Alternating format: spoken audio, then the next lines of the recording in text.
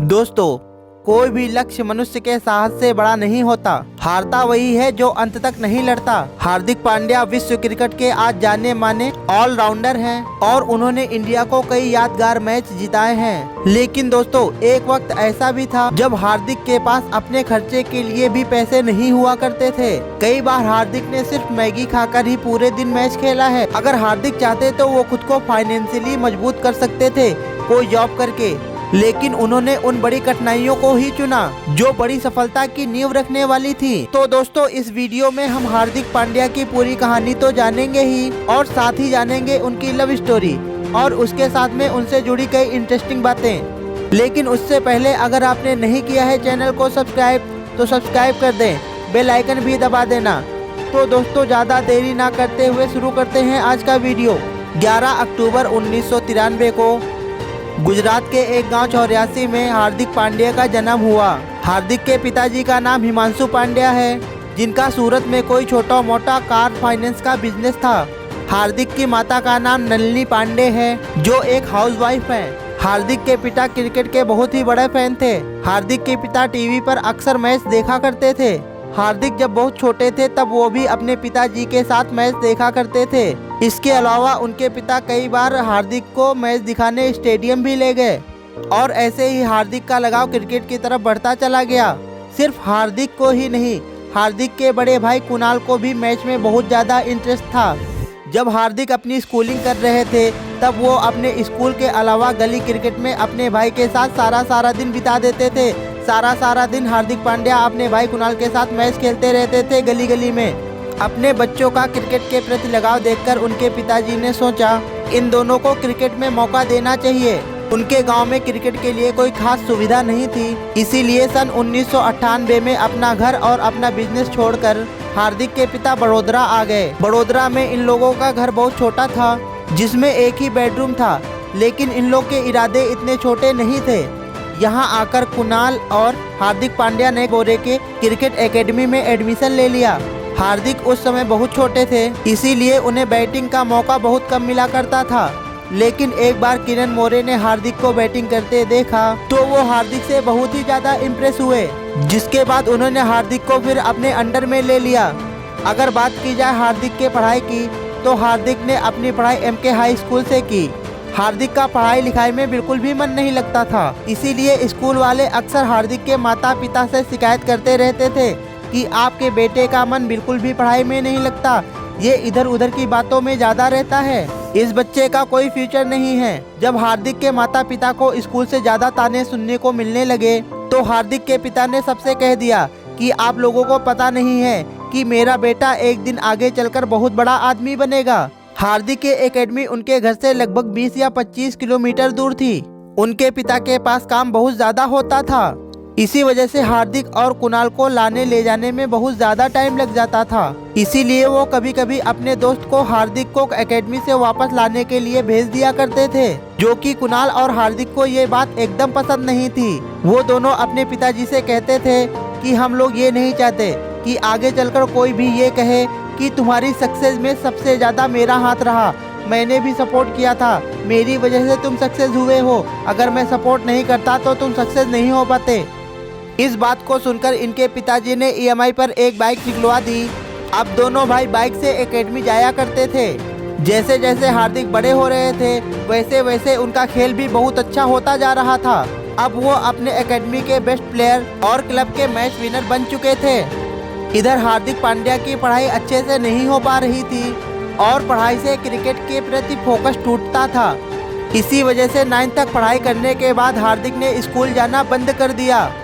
साल 2008 में हार्दिक के पिता को मल्टीपल हार्ट अटैक आए और डॉक्टर्स ने उन्हें बेड रेस्ट करने के लिए बोल दिया। अब घर की पूरी जिम्मेदारी हार्दिक और कुणाल के ऊपर आ गई।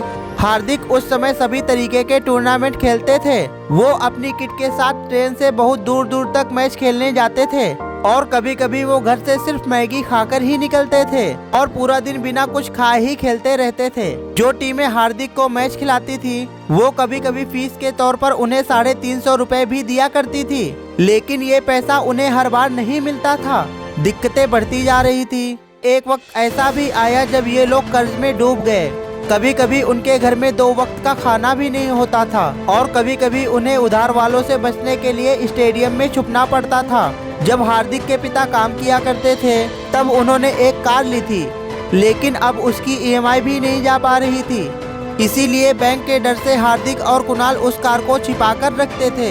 इस समय इन दोनों भाइयों की एक जॉब की बहुत ही ज्यादा जरूरत थी। अगर उन दोनों में से कोई एक जॉब कर लेता तो लाइफ काफी ज्यादा आसान हो जाती, लेकिन यहाँ पर इन दोनों ने सिर्फ क्रिकेट को ही चुना।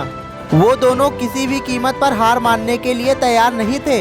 हजारों मुश्किलों के बाद उन दोनों की आंखें एक ही सपना देखती थी। वो सपना था इंडियन क्रिकेट टीम की जर्सी का। हार्दिक पांड्या लगातार मेहनत करते रहे। उनका खेल भी बहुत बेहतरीन था। वो जहां भी क्रिकेट खेलने जाते थे तो अपने गेम से सभी को बहुत ही ज्यादा इम्प्रेस करते थे।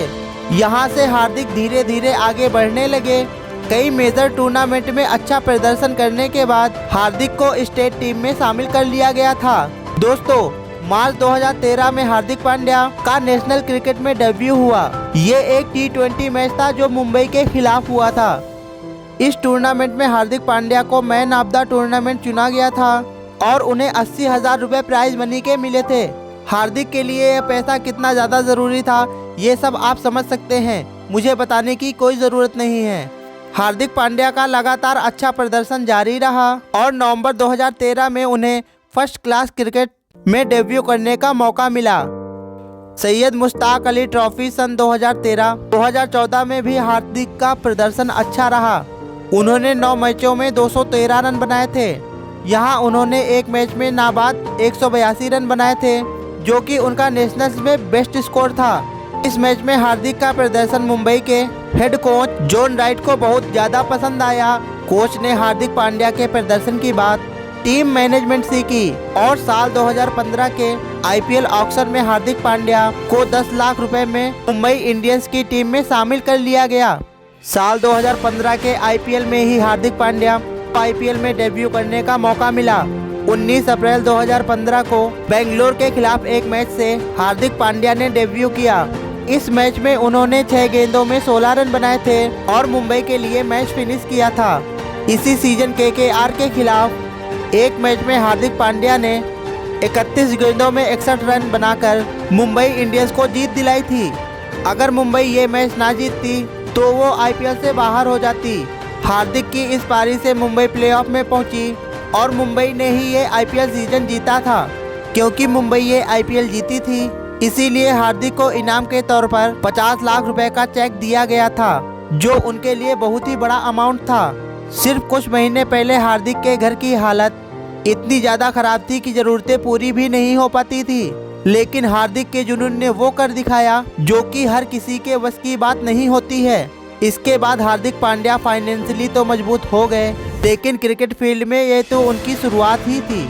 सैयद मुश्ताक अली ट्रॉफी 2015-2016 में हार्दिक पांड्या ने बेहतरीन प्रदर्शन किया, इसीलिए उन्हें 2016 में होने वाले ऑस्ट्रेलिया के खिलाफ T20 मैच में शामिल कर लिया गया। जब टीम इंडिया में उनके शामिल होने की खबर आई तो मानो उनके और उनके परिवार की खुशी का कोई ठिकाना नहीं रहा। फिर जनवरी 2016 को वो दिन था जिस दिन हार्दिक को टीम इंडिया को रिप्रेजेंट करने का दिन था। ये दिन हार्दिक के लिए बहुत ही ज़्यादा महत्वपूर्ण है और ये दिन शायद उनकी ज़िंदगी का सबसे बड़ा दिन रहा होगा। इस सीरीज में हार्दिक पांड्या को MS धोनी से बहुत महत्वपूर्ण और काम के टिप्स भी मिले थे। हार्दिक पांड्या को प्रदर्शन का तो ज़्यादा मौका नहीं मिला, पर फील्डिंग से उन्होंने सबको बहुत ही ज़्यादा इम्प्रेस किया। फिर उसी साल हार्दिक को T20 वर्ल्ड कप में शामिल किया गया, जहां उनका बांग्लादेश के खिलाफ लास्ट ओवर में 10 रन बचाना हमेशा के लिए यादगार बन गया, क्योंकि बांग्लादेशी खिलाड़ियों ने पहली 3 बॉल पर 8 रन बना लिए थे, लेकिन आखिरी 3 बॉल्स में हार्दिक पांड्या ने उन्हें एक भी रन नहीं दिए। फिर हार्दिक को अक्टूबर 2016 में न्यूजीलैंड के खिलाफ ODI डेब्यू करने का मौका मिला, जिसमें उन्होंने पहले ही ओवर में 31 रन देकर 3 विकेट लिए थे और उस दिन उन्हें मैन ऑफ द मैच भी मिला था। इसके बाद चैंपियंस ट्रॉफी 2016-17 में हार्दिक को पाकिस्तान के खिलाफ धमाकेदार 76 रन की पारी ने उनके बल्लेबाजी की दहशत पूरी दुनिया भर में फैला दी। हार्दिक का टेस्ट डेब्यू श्रीलंका के खिलाफ 2017 में हुआ।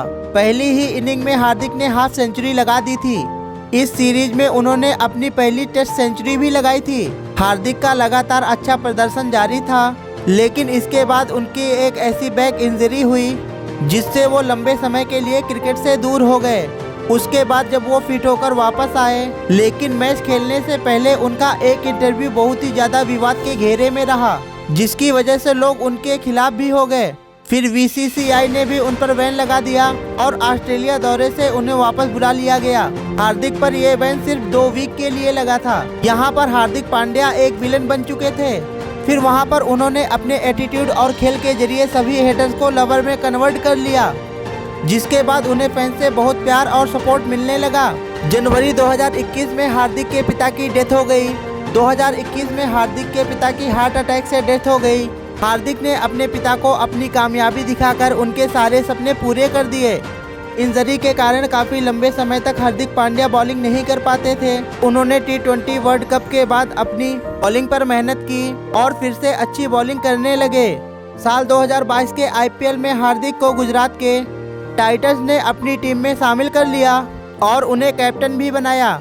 उनकी कैप्टनसी में उनकी टीम ने और उन्होंने खुद लाजवाब प्रदर्शन किया था। इसकी वजह से उनकी टीम IPL जीत भी गई। दोस्तों, साल 2022 में एशिया कप में उनकी टीम पाकिस्तान के खिलाफ एक हाई टेंशन मैच में भी हार्दिक ने छक्का लगाकर मैच को फिनिश किया और टीम इंडिया को जीत हासिल करवा दी। तो आइए दोस्तों, अब बात करते हैं हार्दिक की लव लाइफ के बारे में। दोस्तों, हार्दिक की वाइफ का नाम है नताशा स्टैनकोविक, जो कि एक फेमस एक्ट्रेस हैं। 1 जनवरी 2020 को हार्दिक ने अनाउंस कर दिया कि वो नताशा से बहुत ज़्यादा प्यार करते हैं। ना सिर्फ प्यार बताया और उन्होंने अपनी एंगेजमेंट की वीडियो भी सोशल मीडिया पर शेयर कर दी। नताशा का जन्म यूरोप के सर्बिया देश में हुआ था। नताशा ने अपनी पढ़ाई लिखाई सर्बिया से ही की। उसके बाद वो मॉडलिंग करने के लिए मुंबई आ गई। मुंबई आकर नताशा ने कई टीवी शो और ऐड भी किए, लेकिन जब उन्होंने बिग बॉस सीजन 8 में पार्टिसिपेट किया, जिसकी वजह से उनकी पॉपुलैरिटी बहुत ही ज़्यादा बढ़ गई थी। सब उनको अच्छी तरीके से जानने लगे थे। फिर नताशा बादशाह के फेमस सॉन्ग डीजे वाले बाबू मेरा गाना बजा दो में भी नजर आई थी। यहाँ से भी उनको बहुत ही ज़्यादा पहचान मिली थी। नताशा नच बलिए सीजन 9 में भी नजर आई थी। वहाँ पर भी उनको काफ़ी ज़्यादा पसंद किया गया था। साथ ही वो बॉलीवुड मूवीज में भी नजर आई, जैसे सत्याग्रह, एक्शन जैक्सन और कई मूवी में भी नजर आई हैं और उन्होंने उसके साथ कई वेब सीरीज में भी काम किया है। साल 2019 में नताशा और हार्दिक की मुलाकात एक पार्टी में हुई थी। इन दोनों की मुलाकात एक नाइट क्लब में हुई थी। पहले ही मुलाकात में हार्दिक और नताशा को एक दूसरे से प्यार हो गया। इसके बाद सोशल मीडिया के द्वारा दोनों एक दूसरे से जुड़ गए और दोनों की बातें होने लगी और इन लोग की दोस्ती काफ़ी अच्छी हो गई। आगे चलकर इन दोनों की दोस्ती प्यार में बदल गई, जिसके बाद इन दोनों ने शादी तक का फैसला कर लिया। जिसके बाद इन्होंने एंगेजमेंट कर ली और उसका वीडियो सोशल मीडिया पर भी अपलोड किया। एंगेजमेंट के बाद नताशा ने यह भी बताया कि वो मां बनने वाली हैं। जी हाँ दोस्तों, नताशा शादी से पहले ही मां बनने वाली हैं। वो शादी से पहले ही प्रेग्नेंट हैं। 31 मई 2020 को हार्दिक पांड्या और नताशा ने शादी कर ली। 30 जुलाई 2020 को इनके घर में एक छोटे से बेबी का जन्म हुआ। हार्दिक के बेटे का नाम अगस्त है। तो दोस्तों, ये थी लाइव स्टोरी और लव स्टोरी हार्दिक पांड्या की। अगर वीडियो आपने अंत तक देख ही लिया है तो वीडियो पर अपना रिस्पांस भी ज़रूर छोड़िएगा। एक कमेंट ज़रूर करिएगा। आपका एक कमेंट हमारे लिए बहुत ही बड़ा मोटिवेशन होता है। उससे पहले अगर आपने चैनल को सब्सक्राइब नहीं किया तो सब्सक्राइब कर लें, वीडियो को लाइक तथा शेयर कर दें और हाँ, बेल आइकन को प्रेस करना बिल्कुल भी मत भूलिएगा, जिससे कि आने वाले वीडियो का नोटिफिकेशन सबसे पहले आपको मिल जाए। आज की वीडियो में इतना ही। जल्दी मिलते हैं किसी नई कहानी के साथ। तब तक के लिए आप अपना ख्याल रखें।